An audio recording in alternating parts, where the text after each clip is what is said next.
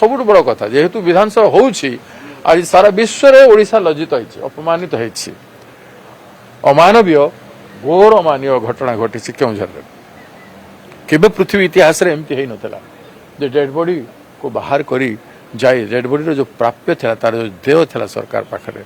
से सरकार रो देह मागे तार परिवार सज्जन जाइकी आनिछंती एवं आज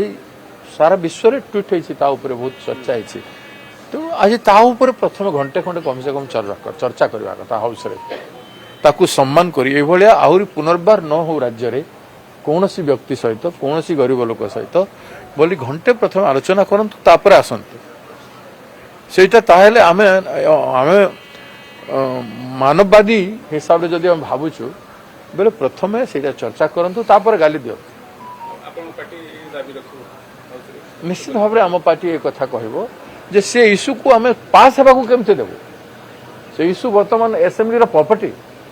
वर्तमान सबुठु बड़ प्रॉपर्टी हला से इश्यू जण महिलार शव को नहीं कि जहा हेची सेटा सबुठु बड़ इश्यू जदि नारी कथा कहा जाउछि नारी सम्मान कथा नारी अंशीदार कथा कहा जाउछि भागीदारी कथा कहा जाउछि